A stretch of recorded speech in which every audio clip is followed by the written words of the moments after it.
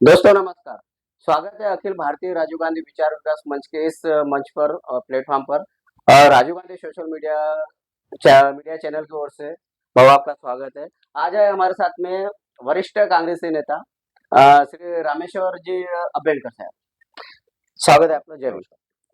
हिंद। रामेश्वर जी, आपकी पूरी जो मूवमेंट है दरअसल अम्बेडकरवादी मूवमेंट रही और इससे पहले आप Republican party of India Dada Saheb Gavai इनके पार्टी में आप महासचिव पद पर रह चुके हैं और अचानक आपने अभी 2023 के एंडिंग में कांग्रेस पक्ष ज्वाइन किया। कांग्रेस पक्ष ज्वाइन करने का कारण सामान्य जनता जो अम्बेडकरी जनता है वो अब ये सवाल पूछ रही है कि आपने अचानक 40 साल की बहुत एक मूवमेंट आपकी बराबर। है और एकदम से आपने आरपीआई गठबंधन आरपीआई पार्टी को छोड़कर कांग्रेस ज्वाइन किया हुआ है, इसका कारण क्या है? मैं 1982 से जी। रिपब्लिकन मूवमेंट से जुड़ा हूँ। जी। रिपब्लिकन स्टूडेंट फेडरेशन का मैं जिला अध्यक्ष था। जी हाँ। तब से करीबन आप जब बोल रहे 23 तक, हम्म। 2023 जी हाँ। 2023 तक जी हाँ। मैं रिपब्लिकन मूवमेंट में था। हम्म। हमारे श्रद्धेय नेता दादा साहब गवई का निजी सचिव करके और पार्टी का काफी पद पर मैंने जिले से प्रादेशिक सरचिटनीस करके भी जी काम हाँ। किया जी है। कुछ ऐसी कुछ ऐसी घटना घटती है जी जी। राजनीति के अंदर। हमारे मेरे सर के विचार करने वाला आदमी जो विचारधारा से चलता है, जी जी जी। तो मेरे लिए दादा साहब के पश्चात हाँ हाँ। गवई साहब दादा साहब गवई जाने के बाद हम्म। जो मेरे राजनीति के गुरु माने हाँ, जाते तो जाने के बाद जो एक वातावरण पार्टी के अंदर हैं। बना, हम्म। जिससे वहाँ काम करना बड़ी मुश्किल की बात हो गई थी। जी जी जी। फिर भी मैं कम से कम 10 साल तक वेट किया। जी हाँ। रिपब्लिकन पार्टी का विचारधारा तो छोड़ा ही नहीं। अभी भी मैं अम्बेडकरी मूवमेंट और विचारधारा को लेकर ही चलता हूँ। जी हाँ। मैं कांग्रेस में भी गया हूँ, असल में कांग्रेस में प्रवेशित हूँ, हम्म। पर इसका मतलब ये नहीं कि कोई कांग्रेस की अलग से विचारधारा में नहीं है। कांग्रेस में ज्वाइन इसलिए किया कि कांग्रेस धर्मनिरपेक्ष विचारधारा को लेकर चलने वाली जी हाँ, पार्टी है। बिल्कुल। मुझे काफी जगह से पार्टी में ज्वाइन करने के लिए प्रस्ताव आए थे, हुँ। मगर मैंने सोच समझ के ये निर्णय लिया क्योंकि हुँ। शायद गवई साहब ने भी, हुँ, हुँ। हमारे श्रद्धेय नेता दादा साहब गवई ने भी हुँ, हुँ। कांग्रेस कांग्रेस मित्र पक्ष समझ के जी हाँ। उनसे साथ राजनीतिक तालमेल जी हाँ। आखिरी तक रखा। जी हाँ, जी हाँ। तो वही तालमेल आ जाए जिले के अंदर जब कांग्रेसी नेता है, हाँ, हाँ। रिपब्लिकन पार्टी का मित्र पक्ष, नैसर्गिक मित्र पक्ष जी, हमारे जी, जी। साहब बोलते थे, हाँ। नैसर्गिक मित्र पक्ष हुँ, कांग्रेस है। हुँ। तो जो लोग कांग्रेस के अंदर काम करने वाले पदाधिकारी हैं, हुँ, हुँ। यशोमती ताई है और बबलू भाऊ देशमुख है, जो भी नेता है जी। कांग्रेस के, उनसे मेरा अच्छा क्या बोलते बॉन्डिंग है, हाँ, हाँ। अच्छा संबंध है संबंध है, संबंध है, संपर्क या शुरू संबंध। से संबंध है, हुँ। किससे भी मनमुटाव नहीं है। जी हाँ, जी। और रही बात अम्बेडकरी मूवमेंट की, हाँ, तो हाँ। अम्बेडकरी मूवमेंट कोई छोड़ने का कोई सवाल सवाल ही नहीं आता। जी हाँ। वो हमारा बेसिक जो है वो है ही। जी हाँ, जी हाँ। मगर जब आपने वो काम करना है सोशल हाँ, हाँ। सोशल रिफॉर्मेशन में या राजनीति के अंदर हुँ। कोई एक काम करना है, तो कोई हुँ। अपने मन को भाने वाली हुँ, हुँ। या अपने को अच्छे लगने वाली विचारधारा जी। चाहिए। हुँ। इसलिए मैंने कांग्रेस पार्टी को ज्वाइन किया। उसके बारे में उससे सिवाय हुँ। कोई कमिटमेंट नहीं, कोई जी, जी। कंडीशन नहीं। हाँ, हाँ। नहीं, बस काम करना था, घर में बैठने के बजाय हाँ। वहाँ काम करना अच्छा था। रामेश्वर जी, कैसा हो गया अम्बेडकर वादी मूवमेंट जो है, उनकी जो मूवमेंट चलती है डेफिनेटली कांग्रेस विरोध में चलती है। हुँ, जो कांग्रेस में गया या कांग्रेस को जिसने समर्थन दिया, उसे बाकायदा जो दलित मूवमेंट के जो लोग हैं या नेता है या जो कार्यकर्ते हैं, वो उस व्यक्ति को गद्दार, दलाल, हुँ, आप अम्बेडकरवादी ही नहीं है, हाँ, ऐसा ऐसा ऐसा कहते हैं। बराबर। इवन आपने देखा होगा ना अभी लोकसभा में अनाराज अम्बेडकर जी ने अंजनगांव तालुका के पांडरी गाँव है, वहाँ उन्होंने एक भाषण दिया था। स्वतः बाबा साहब अम्बेडकर के पौत्र ने, हुँ, अनाराजी अम्बेडकर ने, कि बलवंत भाऊ वानखड़े एक अम्बेडकरवादी ही नहीं है। जबकि बलवान भाऊ वानखेड़े प्योर बुद्धिस्ट व्यक्ति है। सवाल ही और सिर्फ इतना है, इतना सुनने का कारण सिर्फ इतना था कि कांग्रेस के टिकट पर वो लोकसभा के उम्मीदवार थे। है अभी 4 जून को बाकायदा वो सांसद बनेंगे, ऐसा ऐसे तो हमारे हमारी अभिलाषा है और सबको विश्वास भी है। लेकिन क्या आपको ये सही नहीं लगता, सही लगता है कि गलत लगता है, या कहीं आपको डर तो नहीं लगा कि अगर आप कांग्रेस फेवर में आ गए या कांग्रेस पार्टी में ज्वाइन हो गए तो आम्बेडकरी मूवमेंट या आम्बेडकरी समाज आपको बाकायदा दलाल या गद्दार घोषित करे? नहीं, क्योंकि ऐसा देखा गया है।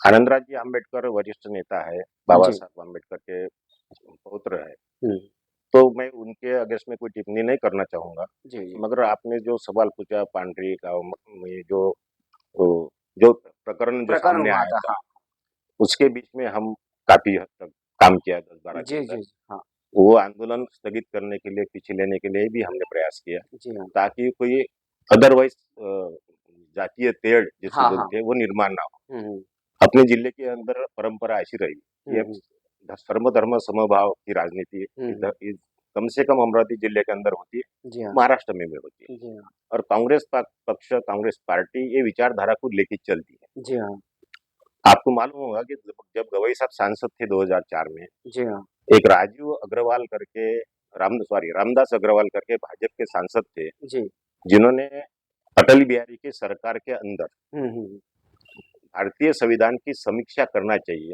हम्म, इस टाइप का प्रस्ताव जी हाँ सदन के अंदर लाया था। हम्म उस टाइम गवई साहब ने वो उसका विरोध किया, हम्म और वो विरोध किया तो उसके बाद हम्म कांग्रेस पक्ष ने आदरणीय सोनिया जी गांधी के नेतृत्व में हम्म, नागपुर में कस्तूरचंद पार्क पर बहुत बड़ी रैली जी हाँ संविधान के समर्थन में वहाँ जी हाँ जी रैली की थी। हाँ हाँ तब से एक अपनी खुद की जो ये रहती, इमेज अब होती है। बाबा साहब का संविधान यदि खतरे में है, हम्म आज की राजनीति के अंदर अपन देखेंगे, हम्म तो बाबा साहब का संविधान जब खतरे में है, तो हम्म हर एक अम्बेडकराइट मूवमेंट में काम करने वाले व्यक्ति को हम्म, चाहिए कि वो उन्होंने कांग्रेस का समर्थन करना चाहिए। जी हाँ जी जो कि कांग्रेस के साथ में है, उनको गद्दार कहने के बजाय हम्म एक खुद को यानी टटोलना चाहिए हम्म कि अपन मूवमेंट, अपनी मूवमेंट कहाँ है, हम्म, अभी कितने गट में बटे हुए हैं, जी अपनी पार्टी के कितने गट है, हम्म, ये गट कोई अपने बलबूते पर सत्ता में आ सकता क्या, नहीं नहीं कोई चुनाव जीत सकता क्या। अपने सद्य आदरणीय बाला साहब अम्बेडकर वंचित आघाड़ी को लेके हम्म बहुत अच्छा उन्होंने परफॉर्मेंस किया। हम्म, पिछले चुनाव में भी 41 लाख तक उनको जी वोट हाँ जी मिले। हाँ मगर मैं खुद बाला साहब से 1 घंटा तक ट्रेन के अंदर हम्म चर्चा की थी, रिक्वेस्ट की थी हम्म कि भारतीय संविधान संसद के अंदर हम्म, 98 में आप 4 खासदार थे, जी हाँ जिसमें दादा साहब थे, बाला साहब अम्बेडकर थे, हाँ आठवले साहब थे और पवार कवाड़े साहब साहब थे। वो चारों भी लोग जो चुन के आए थे, वो कांग्रेस के समर्थन से चुन के आए जी हाँ थे। जी उस टाइम अपने को उगवता सूर्य ये चुनाव चिन्ह मिला जी था। हाँ हाँ और वो संविधान यानी विचार की राजनीति कौन कैसे कर सकता है, हम्म, उसका एक छोटा सा उदाहरण दूं, यानी वो आपके सब्जेक्ट में नहीं है, जी हाँ जी, आप पर मैं बताइए बताइए। मुद्दम हाँ देना चाहूंगा हाँ कि लोग छोटे से अपने स्वार्थ, आज की राजनीति क्या है, हम्म कुछ पद मिलने के लिए, कुछ सत्ता मिलने के लिए हम्म कोई भी हद तक हम्म वो यानी घर को भी छोड़ देगा, हम्म, पार्टी को भी छोड़ देगा, विचार को भी छोड़ देगा, और सिर्फ सत्ता पाने के लिए वो काम करेगा। जी हाँ मगर आपको मालूम होगा, जब अटल बिहारी वाजपेयी सरकार, उनकी सरकार थी, जी हाँ और एक वोट से वो सरकार अल्पमत में थी, जी हाँ, 13 दिन वाले सरकार, 13 महीने वाली सरकार। 13 महीने वाले, हाँ तो 98 में चुन के आने वाले 4 सांसद हाँ हाँ 21 केडिंग में लेन में रवि साहब रहते थे, जी हाँ जबकि मैं वहां था, ये हम्म मेरे सामने की बात है।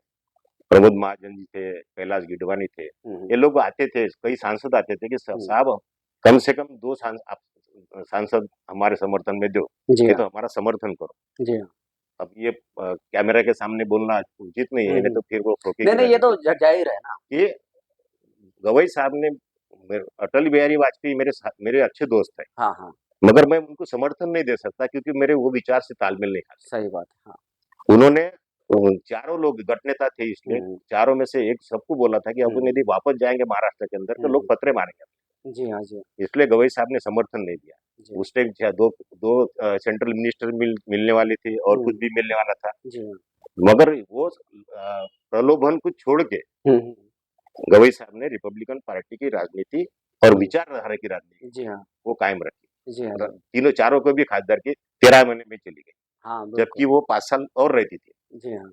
कहने का मतलब ये है कि वो टाइम हुँ, हुँ, और अभी का टाइम, हुँ, हुँ। अभी का टाइम ऐसा है कि मैंने बाळा साहब को जो बोला था ट्रेन में कि हाँ, साहब अपने पास 4-5% वोट है, जी हाँ, वो चुन के आने के लिए कम से कम जी, 30% से ऊपर वोट चाहिए। बिल्कुल, बिल्कुल। अपने को कोई भी अपने विचार से तालमेल रखने वाला पार्टी पक्ष, जी हाँ। उनसे यदि अपन गठबंधन करते हैं, हुँ, हुँ, समझौता करते हैं और हुँ, चुनाव लड़ते हैं तो उसमें सक्सेस मिलेगा। उसका हुँ, हुँ, उदाहरण है 98 का। हुँ, हुँ, तो साहब को, बड़ा साहब को मैंने बहुत सारे रिक्वेस्ट किए थे कि भाई आपके कम से कम 4-5 खासदार रहेंगे, हुँ, इंडिविजुअली आपके रहेंगे, हुँ, हम एमएलए रहेंगे। हुँ, मगर वो बड़े नेता है, उन्होंने नहीं माना, वो उनकी पार्टी के हिसाब से चले।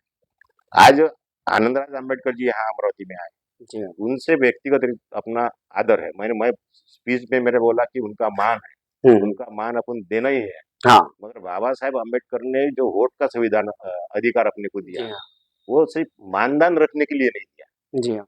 सत्ता यानी वहाँ अपने विचारधारा का आदमी हुँ, संविधान की समीक्षा, संविधान के कायम रखने के लिए वहाँ पुरजोर ताकत जी हाँ, लगाएगा, जी हाँ, वो आदमी संसद में जाना चाहिए। जी हाँ, इसका मतलब आनंदराज जी जाने सकते हैं, वो समर्थन नहीं करता ऐसा नहीं। हाँ, मगर आनंदराज जी आए 10 दिन के अंदर, एक जी दो हाँ, तीन हाँ, महीने के अंदर, 2 महीने पहले। और 2 महीने के अंदर आने के बाद हुँ, पूरा जिला 1765 हुँ, गांव है लोकसभा के हुँ, अंदर, हुँ, जहाँ वो एक भी गांव में नहीं गए और वो एकदम लोकसभा के लिए चुनाव लड़ रहे हैं, हुँ, हुँ, तो फिर वहां तो उनसे अलग ही अपने को ये रखना पड़ेगा जी ना। हाँ, जी हाँ, रही बात बलवंत वानखड़े की, हुँ, तो बलवंत वानखड़े ने कांग्रेस ने बलवंत वानखड़े करके बुद्धिस्ट आदमी को चुनाव प्रत्याशी बनाया, जी हाँ, जो कि दादा साहब गवई के तालीम में ही वो तैयार हुआ था। जी हाँ, आरपीआई का ही पदाधिकारी था, जिला परिषद सदस्य भी था।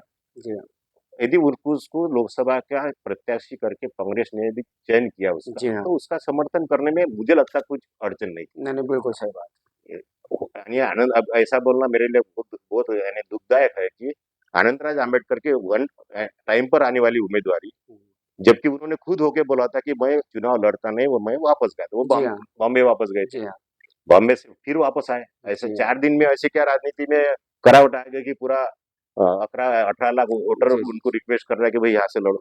हाँ, हाँ, ऐसी तो सिचुएशन नहीं थी ना। हाँ। नहीं, नहीं, लेकिन कैसा है रामेश्वर जी, बात ऐसी हो गई कि जो दलित मूवमेंट्स है, दलित मूवमेंट का जो प्रोपेगेंडा है, वो कांग्रेस विरोध है। चाहे कांग्रेस कितना भी अच्छा करे, आपको भी पता है कांग्रेस ने शुरुआत से ही बाबा साहब के कहने पर ही आरक्षण लागू किया, हिंदू कोड बिल भी कांग्रेस ने लागू किया। जो उद्योग धंधों में या शिक्षा व्यवस्था में या सर्विस स्टेट में पॉलिसी है, वो टोटली आरक्षण के रूप में बाबा साहब के कहने पर कांग्रेस सरकार ने इम्प्लीमेंटेशन किया हुआ है। बराबर।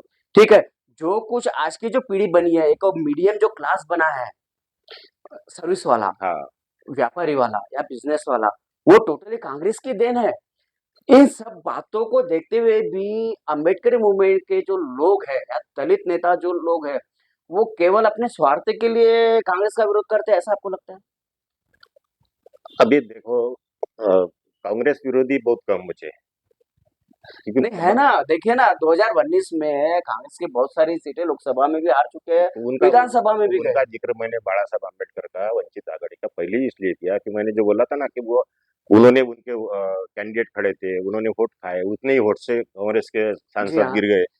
मगर वो इसलिए मैं अपन नहीं जाएंगे उसमें, क्योंकि फिर लेकिन वो उत्तर प्रदेश में आप देखिए ना, मायावती जी का भी तो वही रोल है, जो महाराष्ट्र में नहीं। चारों अब दलित नेताओं का है। क्या है, मैं एक बात बताता हूँ, उनकी खुद की पार्टी है, हुँ, उनका पार्टी का वजूद रखना वो उनकी जिम्मेदारी जी, जी, है, उन्होंने वो करना चाहिए। जी हाँ, मगर सोशल इंजीनियरिंग करने के हिसाब से जब हुँ, बाबा साहेब अम्बेडकर का भारतीय संविधान, हुँ, जो जिसके अंतर्गत 340, 341, 342 के जी हाँ, तहत जी हाँ, ओबीसी, एससी, एसटी और एलटी, हाँ, वीजेंटी हाँ, सबको आरक्षण मिलता दिया हुआ है, हाँ, है। जैसा आपने ये बोला कि बाबा साहेब अम्बेडकर ने यानी संविधान लिखा, हुँ, प्रावधान उसमें अंदर लिखा, जी हाँ, तो इम्प्लीमेंटेशन कांग्रेस ने कांग्रेस ने किया। बाबा किया। साहब तो 4 साल के बाद ही चले गए थे। पहले लोकसभा दो इम्प्लीमेंटेशन ब कांग्रेस 52 में जो हुआ, 56 में बाबा साहब चले गए। लेकिन उसके बाद में कांग्रेस ने पीयूसीस बनाए हैं। बनाया प्राइवेट सेक्टर की कंपनियों को कम करके सरकारी सेक्टर की कंपनियाँ है बनाई ना है कि और उसमें आरक्षण लागू किया है। उसका वही है। तो आज का जो है पॉलिटिकल जी सिनेरियो हाँ, क्या जी। है आज का, हाँ, कि 10 साल में अपन क्या देख रहे हैं जी हाँ, कि रिजर्वेशन हाँ, रिजर्वेशन हटा नहीं सकते, नहीं हटा नहीं सकते। इसलिए रिजर्वेशन कैसा खत्म हो, तो इसके लिए जो इसलिए फिर प्राइवेटाइजेशन हाँ, आया। हाँ, और प्राइवेटाइजेशन कांग्रेस लाया क्या है? नहीं, कांग्रेस ने नेशनलाइज बैंक का राष्ट्रीयकरण राष्ट्रीयकरण किया। हाँ, करके, रेलवे रहे, रेलवे बैंक रहे, जी, सभी जो स्टेट ये है, हुँ, सेंट्रल गवर्नमेंट के जो जो भी डिपार्टमेंट है, जी, उसके अंदर रिजर्वेशन का इम्प्लीमेंटेशन जी हाँ, बिल्कुल ईमानदारी से किया है। जी इसका हाँ, कारण ये है कि आपने जो एकदम शुरू में बोला था कि अपना जो तबका है, हाँ, जो अभी अपलिफ्ट हुआ है, हुँ, वो उसका कारण वो बेस है। बिल्कुल, बिल्कुल। तो वो कांग्रेस ने किया, ऐसा मैं कांग्रेस ने किया क्योंकि उनका शासन था। जी हाँ, आज का शासन क्या कर रहा है कि सभी यानी रिजर्वेशन खत्म करो, हुँ, ये एक है।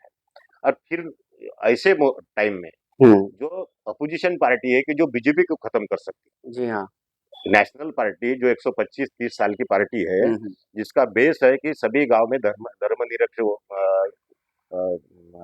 विचारधारा करके जी हाँ, सभी जाति पाति को लेके चलने वाला एक ही पक्ष है, जी हाँ, कांग्रेस पक्ष। जी हाँ, जी, उसके अंदर सभी लोग हैं, जी हाँ, मुनगेकर जी भी है, हंडोरे साहब भी है, जी हाँ, तुम्हारे मुकुल वासनिक वासनिक साहब भी साहब भी है। है। ऐसे कई लोगों का नाम जी अपन हाँ, गिना सकते हैं कि जो कांग्रेस में कांग्रेस के अंदर रहने के बाद भी सुशीलियो अपना काम कर रहे हैं। जी हाँ, जी हाँ, बाबा साहब अम्बेडकर की विचारधारा को जीवित रखने का काम वो कर रहे हैं। जी हाँ, मगर आज जो सिचुएशन है, ऐसी सिचुएशन में यदि अपन कांग्रेस में समर्थन करते हैं, हुँ, मुझे कल मेरे दोस्त है शिवाजी डोगरे का, उनको मैं कल विश जी, किया था, जी हाँ, जी तो बोले भाऊ तुमने अच्छा निर्णय लिया। हाँ, अभी अपने तरीके सभी समझदार लोगों की जरूरत है हाँ, कि अपन अपना प्लेटफॉर्म अलग भी रखे, मगर समर्थन कांग्रेस का करें, क्योंकि जी आज हाँ, की वो आज की नीड है। जी हाँ, जी हाँ, बीजेपी को यदि हराना है, बीजेपी को भी सत्ता से बाहर रखना है, हुँ, तो तुम होट ईटर की भूमिका में जो हुँ, लोग हुँ, लोग जी हाँ, रहते जी हैं, हाँ, जी उन्होंने नहीं रहना। हाँ, जी हाँ, फिर वो आरपीआई के नेता हो, चाहे और अपने बाबा साहब की मूवमेंट चलाने वाले लोग, जी हाँ, क्योंकि क्या हो रहा है कि वो एक मैंने बोला ना 125-26 आरपीआई के गठ महाराष्ट्र के निवडणूक आयोग में कम से कम नोंदणीकृत है। 370 गट जो आपने वो करेक्ट किया। रजिस्टर्ड है। हाँ, और मेरे पीछे मैं जब 2010 से जी, 2009 में मैंने विधानसभा लड़ा दरियापुर में हुँ, आरपीआई कांग्रेस अलायंस में, जी, जी, एज नहीं मिला, मगर तब से मैं एक प्रकार के लाइमलाइट के बाहर, जी हाँ, पार्टी के अंदर के नेता जिनको मेरा क्या बोलते मेरा वहाँ रहना, हाँ, आप पार्टी विद डिफरेंस में रहे हैं ज़्यादातर, यानी पार्टी भी। लाइमलाइट में ना ना आते हुए बैकग्राउंड में रहने के बावजूद आपने काम किए हैं।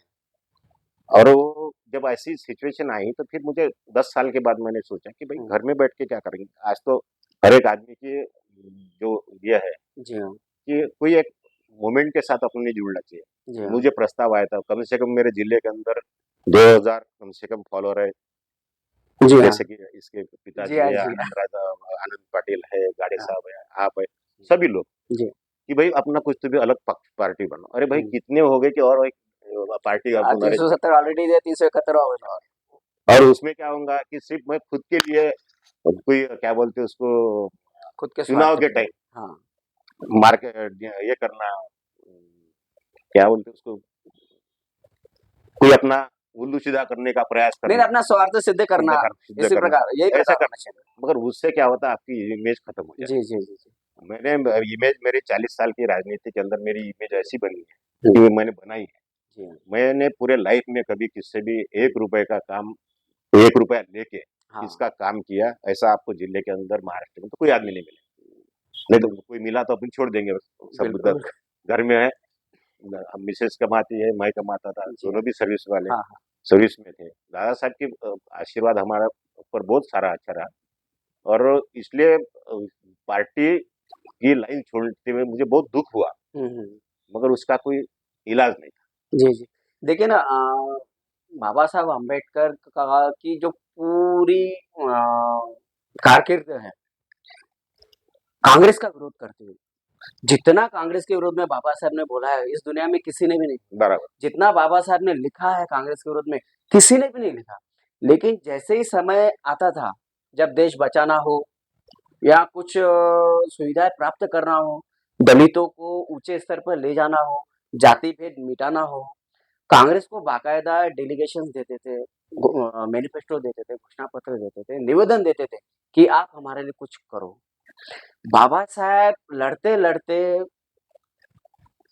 चले गए, लेकिन कांग्रेस ने कभी उनका अपमान किया हो, ऐसा कभी आपके नजर में आया? नहीं, नहीं, मुझे मेरे तो कभी पढ़ाई पढ़ने में तो इवन नहीं आया। महात्मा गांधी या नेहरू जी? क्या था राजू भाई, उस टाइम का सिनेरियो, उस टाइम की पॉलिटिकल सिचुएशन वो अलग थी। नहीं नहीं, मैं क्लियरली ये बात नहीं करना चाहता नहीं, हूँ मैं कि बताता, आप। वो अलग थी।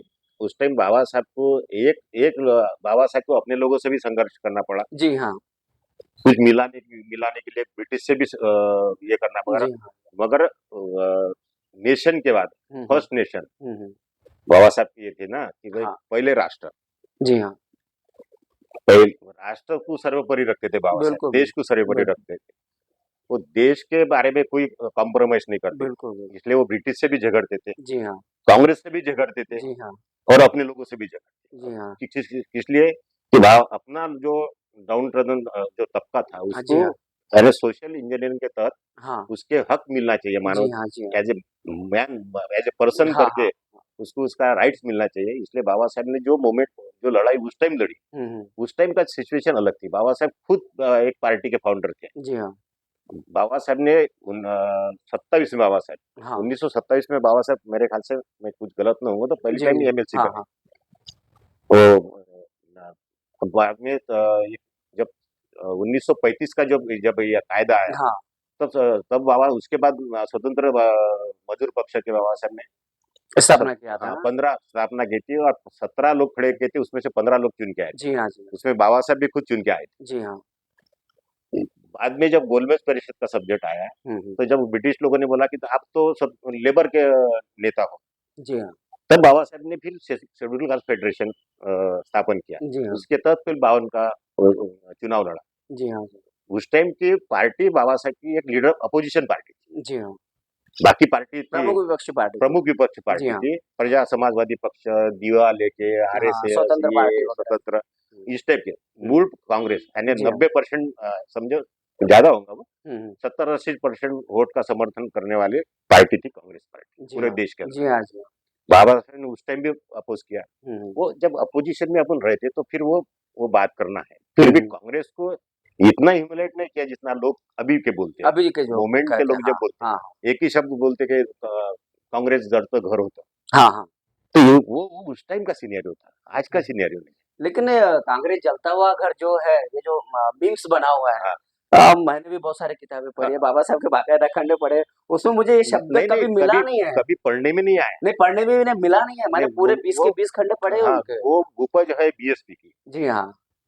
वो जो नारे कुछ कुछ चलते ना, वो उपज उस टाइम की, हाँ, जो हाँ। मैं अभी मेरे निकल गया बीएसपी का, हाँ, बीएसपी हाँ। की उपज है। वो हाँ। नारे लगाना, वो थीम मेंटेन का और हुँ, रील हुँ। मेंटेन करना, जी हाँ। मीम्स ये करना, हाँ। तो वो ठीक है। हर एक पार्टी की राजनीति है। हुँ। वो यूपी बिहार उधर के जी हाँ। साइड में ही हाँ। चलती। महाराष्ट्र के अंदर वो आया कि बीएसपी का हुँ, कोई हुँ। आमदार चुन के, नहीं, नहीं, नहीं। उन्होंने बहुत सारे ट्राई किया, जी हाँ। अमरावती के अंदर भी ट्राई किया, जी हाँ। मगर यहाँ की मिनटे यानी विचारधारा, लोगों की हुँ, विचारधारा, हुँ। लोगों की वैचारिक बैठक क्या है, हुँ, हुँ।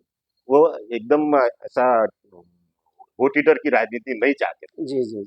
अभी जो आपने बोला कि अभी जो चुनाव हुआ अपना लोकसभा का, हाँ। लोकसभा का चुनाव हुआ तो लोगों ने वो चुनाव खुद को ये ले लिया, जी हाँ, जनता वर्सेस बीजेपी हो गया। जनता वर्सेस बीजेपी हो गया।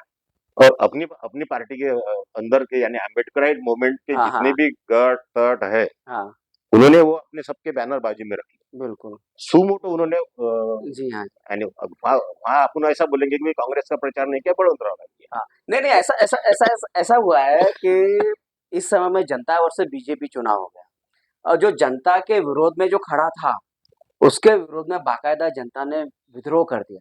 बराबर। इवन रिपब्लिकन मूवमेंट की जितनी भी पक्ष, संगठन, पार्टियाँ थी, बाबा साहब अम्बेडकर की पक्ष हो, जोगेंद्र कवाड़ी जी का हो या अटल साहब का हो, इवन आपकी आरपीआई का भी, उन्होंने भी अपने कैंडिडेट खड़े किए, लेकिन उनके विरोध में जनता ने विरोध किया, ऐसा आपको लगता है?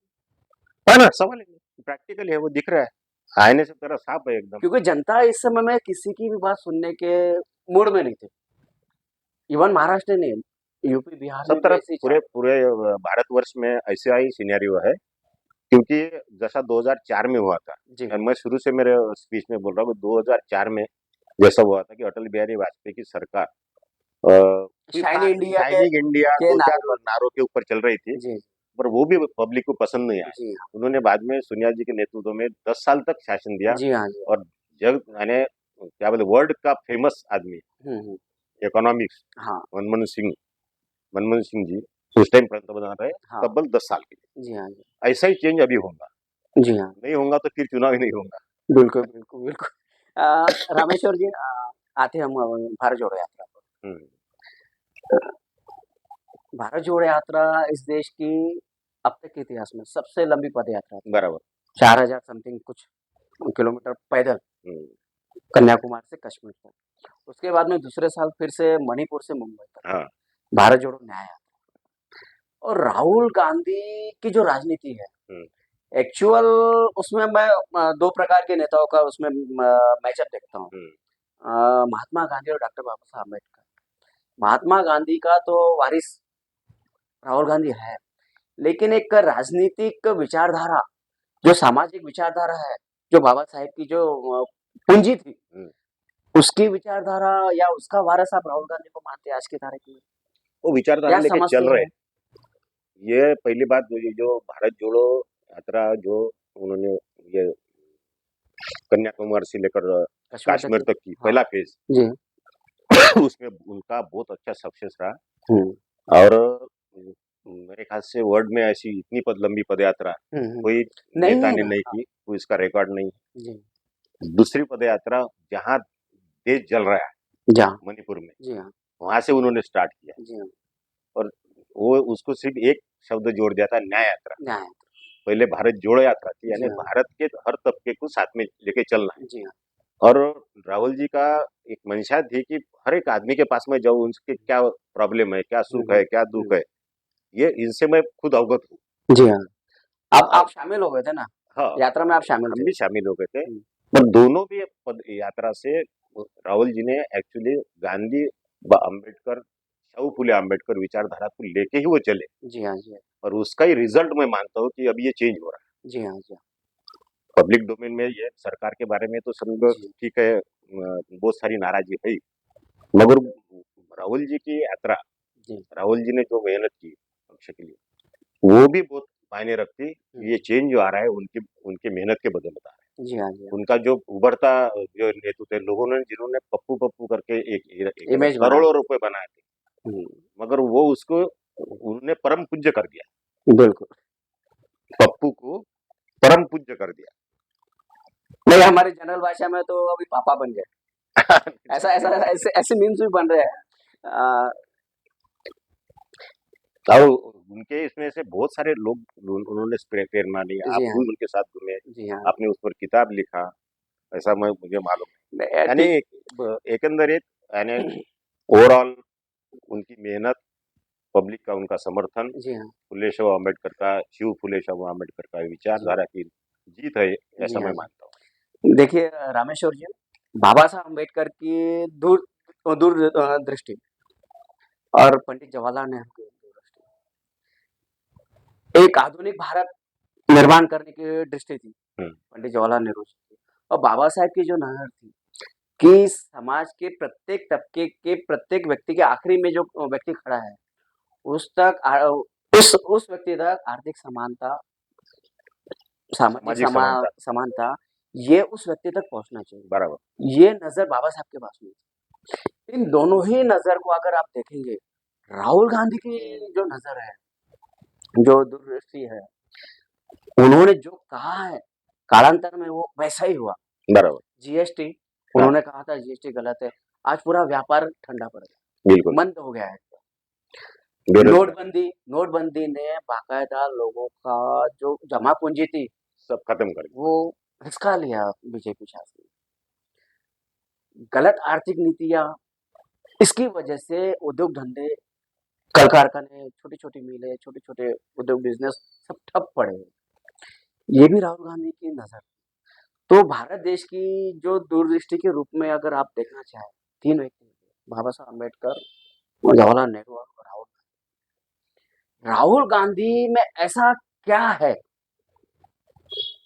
जो राहुल गांधी को इनके समकक्ष खड़ा किया जा सकता नहीं, बाबा साहब अम्बेडकर की जो सोच थी तो उसको इम्प्लीमेंट नेहरू जी ने किया है? जी, उनके कार्यकाल में। प्राइम मिनिस्टर के स्टेट पॉलिसी यानी जो है वो जी हाँ, सरकार का है। जी हाँ, खेती भी बाबा साहब को तो खेती भी सरकार की है, जी हाँ, ऐसा ये जी हाँ, जी हाँ, उन्होंने कहा था। कहा था। हाँ, तो वो धुरा जो है ना, बंद एक निकाल दो हुँ, और वो उसके ऊपर सब सरकार देगा। जी हाँ, बी रहे, औजार रहे, खेत जोतने वाला रहे, उसका मुनाफा जो होगा वो खेती वाले को मिलेगा। जी हाँ, ऐसी एक्चुअली बाबा साहब की वो खेती की यानी खोद टाइप जो हो गया ना, परिकल्पना थी उनकी। परिकल्पना थी।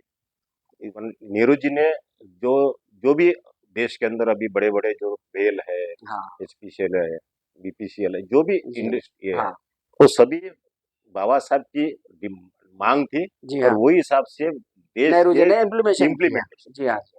और ये दोनों के सोच, जी हाँ, ये दोनों दोनों भारत रत्न की सोच, जी हाँ, भारत रत्न बाबा साहेब अम्बेडकर, भारत रत्न पंडित जवाहरलाल नेहरू, हुँ, इनकी देश चलाने की, आपने जैसा बोला कि आखिरी के आदमी तक न्याय मिलना चाहिए, जी हाँ, सामाजिक, आर्थिक, राजनीतिक जो भी न्याय है जी, उसको जी, मिलना चाहिए, वो उसका हक है संवैधानिक। जी हाँ, यही सोच अभी राहुल जी ने अपने इस लोकसभा चुनाव के अंदर जी हाँ, जो उन्होंने तुम्हारा मैनिफेस्टो बनाया। मैनिफेस्टो बनाया, जी हाँ, मैं पूरे मैं चुनाव के आने अंदर वाला था उस पर अभी। हाँ, मैनिफेस्टो बनाया, हाँ, बहुत ही यानी ऐसा बोलो कि इसकी दोनों नेता की हुँ, हुँ, जो सोच थी, जो जी हाँ, विचार थी, जी हाँ, जो जी हाँ, देश के प्रति जो विचारधारा जी थी, हाँ, वो विचारधारा उन्होंने वो मैनिफेस्टो में जी हाँ, जी। सम्मिलित की है। जी हाँ, जी।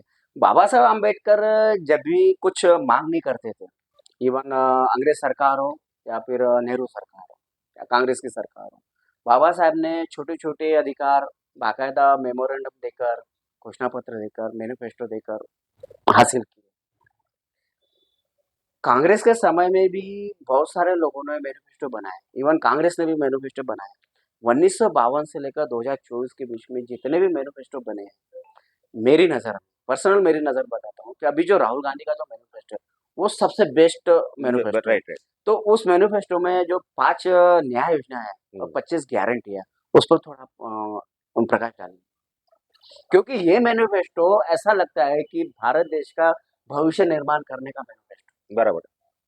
नहीं, अभी ये पहली जो 5 न्याय जी, जो समाविष्ट है जी, और 25 गारंटी है, हाँ, तो यानी देश का देश के जो लोग हैं यानी अभी सुशिक्षित बेरोजगार लोग। हाँ, बेरोजगार लोग हुँ, जो पढ़ाई करते हैं कुछ भविष्य के लिए, जी हाँ, मगर उनका भविष्य ही खतरे में है। जी हाँ, तो उनके लिए राहुल जी ने जो अभी 30 लाख नौकरी जी हाँ, की एक प्रकार घोषणा की की है। घोषणा की, हाँ, गारंटी दी हाँ, हाँ, कि भाई सत्ता में आते ही वो करेंगे, और जी हाँ, उन्होंने किया है इसके पहले। जी हाँ, जिस जिस स्टेट में कर्नाटका रहे, मध्य प्रदेश रहे, हुँ, जिस जिस स्टेट में सरकार 5 साल के अंदर जब आई, जी हाँ, तो उन्होंने जो बोला वो इम्प्लीमेंट किया। जी हाँ, तेलंगाना में भी तेलंगाना में इम्प्लीमेंटेशन भी हुआ है। किया। हाँ, और जैसा कि अभी अपने शेतकरी है, हाँ, अभी अभी भी आंदोलन चल रहा जी हाँ, हरियाणा है वाला एमएफसी कुछ के लिए। हाँ, तो उन्होंने वो अपने 5 न्याय के अंदर उसका भी समावेश किया कि जी हाँ, उसको एमएफसी लागू करें, बिल्कुल, बिल्कुल। जिसको मूल्य निर्धारित जो कीमत हाँ, बोलते हैं, मिनिमम प्राइस हाँ, मिनिमम प्राइस, हुँ, वो भी राहुल जी ने वो 5 इसमें जी किया। हाँ, जी, महिला को यानी हमारे फैमिली में समझे कोई एक आधा आदमी जो हुँ, ग्रेजुएट बनता है, हुँ, हुँ, डिप्लोमा लेता है, जी, तो उसको जब तक नौकरी नहीं मिलती, हाँ, हाँ, तो उसको 1 लाख प्रति ईयर ईयर देने का वादा किया है। अप्रेंटिसशिप देने का जी वादा हाँ, किया। ये जो और एक समझो आरक्षण का ये है, जी हाँ, महिलाओं को 50% महिलाओं को 50% हुँ, आरक्षण की नीति कायम रखने की, जी हाँ, जी, ये जो 5 न्याय न्याय हुँ, घोषणा जी, उन्होंने अपने मैनिफेस्टो, कांग्रेस जी, के मैनिफेस्टो में की, और कई 25 सारी गारंटी है कि सभी ये मैंने जी ये हाँ, दी है। मगर मैं चाहता कि मैंने खुद अभी बैठने के पहले दिन बोलते, जी हाँ, तो वो मैनिफेस्टो मैंने छपवाया था लोकसभा अच्छा, की हाँ, निवडणूक के हाँ, हाँ, टाइम, चुनाव जी, के वक्त। जी, नीचे मेरा बॉर्डर में मेरा छोटा जी हाँ, फोटो जी, है, हाँ, और वो ही मैंने मेरे गाड़ी में रहता था हाँ, हाँ, लोगों को बांटने के लिए। हाँ, हाँ, हाँ। मेरे पास दूसरा कोई हैंडल जी, नहीं रहता कैसा हो गया लोकसभा चुनाव जैसे डिक्लेयर हो गए था। और उसके बाद में प्रचार भी शुरू हो चुका था। और मैनिफेस्टो आने के बावजूद अमरावती में वो बहुत सारे लोगों या इवन कांग्रेस भवन में भी मैनिफेस्टो पहुंचे नहीं थे। हम्म, और उस समय मैंने भी बहुत सारे लोगों को कहा कि मैनिफेस्टो आप सबसे पहले ये दीजिए, क्योंकि ये मैनिफेस्टो सबसे बेस्ट मैनिफेस्टो है। Right right. 5 न्याय योजना जो थे, कृषि न्याय योजना, हाँ नारी न्याय योजना, युवा न्याय योजना, बहुत सारे और 25 गारंटियाँ उसमें। और राहुल गांधी जी ने घोषणाएँ बहुत की है, और राहुल गांधी का कहना पत्थर की लकीर होती है, ऐसा सभी को पता है। बराबर। क्या आपको लगता है कि देश का भविष्य अभी धीरे-धीरे नरेंद्र मोदी के हाथ से निकलते हुए राहुल गांधी के हाथ में जा रहा है? जाना चाहिए, जाना चाहिए। He is capable person. क्योंकि राहुल गांधी से आप और क्या उम्मीद कर सकते अभी ये अभी अभी यदि अभी ये समझो ये मिलता है, राहुल जी यदि देश के हैं? मैंडेट प्रधानमंत्री, मिलता है ऐसे में। राहुल जी यदि देश के प्रधानमंत्री बनते हैं, तो वो राहुल राजीव जी गांधी के बाद में सबसे अच्छे प्राइम मिनिस्टर बनेंगे, ऐसा डेफिनेट मुझे। डेफिनेटली। 400 पार का नारा फुस हो गया, कैसा नहीं, आपको वो लगता है? 400 पार के नारे से ही गड़बड़ हो रही, वहां से डाउनफॉल शुरू हो गया। अच्छा, अच्छा, अच्छा। अरे 400 पार किस लिए कह रहे हैं, ऐसा जनता में हाँ, पहुंच गया, ये जो और कांग्रेस में और ये राहुल गांधी जी पॉपुलेशन, ने वो नारा कैच कर लिया। वो पॉपुलेशन हो गया लोगों का, भाई तुमको 272 सीट चाहिए, हाँ, 400 क्यों? सत्ता चाहिए नहीं तो 400 की। वो आनंद हेगड़े ने बोल दिया, हाँ, कर्नाटक वालों ने। कर्नाटक का खासदार बीजेपी का, कि भाई वो संविधान चेंज करने के लिए हाँ, क्या जिसको ये बोलते हैं कि वक्त जब आ जाता, वक्त जी, जी, जी। समीप आता ना, जी, हाँ। तो फिर ऐसे ही फड़फड़ नहीं, हो पिछले जाता। साल वो उनके जो आर्थिक सलाहकार थे, नरेंद्र मोदी जी के, विवेक देबराव जी, हाँ उसने तो बाकायदा डेली अखबार मिंट में लेख लिखा था उसने 15 अगस्त के दिन, पिछले साल, कि संविधान बदलना है, धर्मनिरपेक्षता तो उसमें नहीं चाहिए, समानता, आर्थिकता क्या है, यानी उसने बाकायदा प्रश्न किए हैं। हम्म, और तब से ही ये इनका चालू है 370 और 400 पार। 370 बीजेपी पार, 470 बीजेपी गठबंधन पार। ये जो उन्होंने नारा लगाया, वो नारा ही उनके लिए अभी आत्मघाती सिद्ध हो रहा है, ऐसा लग रहा है आपको? 100%, छह छह छह चरण हो चुका है, सौ अभी सौ 7वां चरण 55-56 सौ सीटों टका का है। सातवें चरण में भी वही हाल होंगे। वो नारा ही उनको ले डूबेगा। और डूबना भी चाहिए। काफी दिन हो गए, 10 साल बोले आज तो बहुत ये सह लिया लोगों ने। क्या आज रहता है कि आज लोगों को रोजी रोटी चाहिए, जी हाँ, देश के अंदर भाईचारा, अमन चमन चाहिए, अमन चाहिए।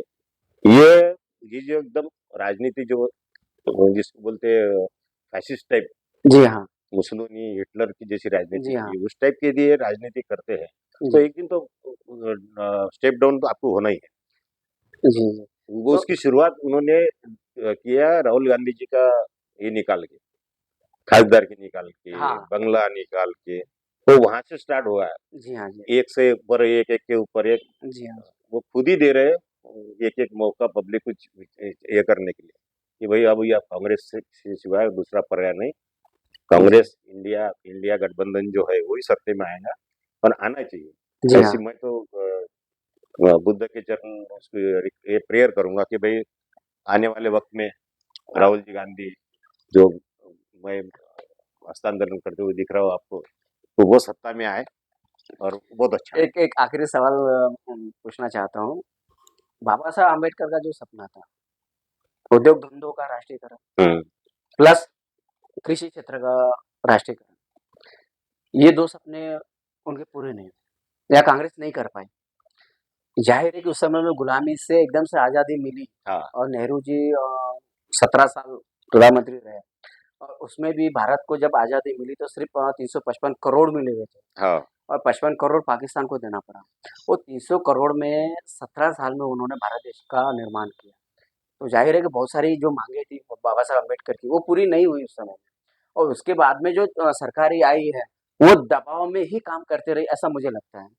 और अभी जो सरकार अगर आती है, तो क्या ऐसा लगता है कि वो कृषि का राष्ट्रीयकरण और उद्योग धंधों का राष्ट्रीयकरण, ये प्रमुख मांग होनी चाहिए जनता की, और राहुल गांधी उस पर खरे उतरेंगे?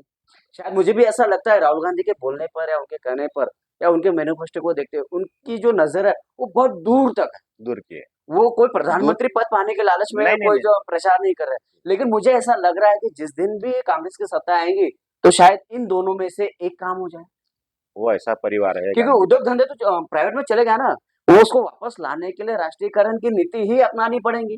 जैसे बैंकिंग का इंदिरा गांधी जी ने किया था, या प्रीव्यू पर्स खत्म करने के लिए उन्होंने किया था इंदिरा गांधी जी ने। वो नीति अगर राहुल गांधी अपनाते हैं, तो वो जो बाबा साहब के जो 2 सपने थे, उसमें से एक सपना पूरा होगा। बिल्कुल, उद्योग धंधों को राष्ट्रीयकरण करके लाना पड़ेगा, ऐसा लगता है आपको? बिल्कुल। सरकार आने के बाद इंडिया सरकार आने के बाद राहुल जी जो नेता बनेंगे, संसदीय पार्टी के, देश के प्रधानमंत्री बनेंगे, तो ये जो इन्होंने जो ये किया, इसको क्या बोलते हैं, प्राइवेटाइजेशन जी किया, हाँ, जो सेक्टर को प्राइवेटाइज किया, जी हाँ, वो सबको प्राइवेटाइज करने के बजाय उनको हुँ, रद्द करके हाँ, उसको राष्ट्रीयकृत करना चाहिए। जी, जी, जी, वो राहुल जी 100% करेंगे। और बिल्कुल, और रही बात ये तुम्हारा कृषि क्षेत्र का, कृषि के क्षेत्र का, हाँ, वो जरा सब्जेक्ट वास्ट है, हुँ। उसका ज़्यादा नहीं, इतना कृषि ज़्यादा क्षेत्र का इंदिरा गांधी जी ने प्रयत्न किया था, लेकिन वो थोड़ा तरीका अलग था। नहीं, नहीं, नहीं, वो केशवानंद भारती का जो केस था, उससे पहले गोरखनाथ, उससे पहले नहीं, नहीं, वो मतलब वो हाँ, एक वो वहाँ सभी लोगों को आज जो है 4 भाई हैं, हाँ, हाँ, 4 एकड़ खेत है जी, अलग-अलग, जी, तो चारों भाई को भी बोल दिया है कि भाई तुम्हारे 4 बांध निकाल लो हाँ, हाँ, और एक साथ अपन खेती जी करेंगे, हाँ, जी हाँ, तो उनकी बीवी नहीं बनती। हाँ, बिल्कुल, तो ऐसा ऐसा ये छोटे-छोटे प्रॉब्लम वो सब्जेक्ट में आ सकते हैं। जी हाँ। इसलिए उसके बारे में कुछ बोलना मेरे सर के छोटे आदमी के लिए बहुत नहीं, नहीं, मुश्किल की बात होगी। आप छोटे नहीं हैं, आप हमारे मार्गदर्शक हैं। धन्यवाद रामेश्वर जी। बहुत बहुत ही बढ़िया आपका संबोधन, बहुत ही बढ़िया मार्गदर्शक और मैं चाहता हूँ कि पूरे देश में और हमारे अमरावती की स्पेशल जो जनता है, अम्बेडकरी जनता, ऐसे विचारधारा पर अगर चलते हैं और उस विचारधारा के अनुरूप राहुल गांधी का अगर कदम आगे बढ़ता है, तो डेफ़िनेटली जो बाबा साहब के जो 2 सपने रहे हुए थे उद्योग धंधों में राष्ट्रीयकरण और कृषि क्षेत्र में राष्ट्रीयकरण, उसमें से एक सपना डेफिनेट राहुल गांधी पूरा करेंगे और ऐसे अभिलाषा के साथ में आज आप आए और बहुत बढ़िया मार्गदर्शन किया। इसके लिए धन्यवाद। जय भीम। थैंक यू, जय भीम।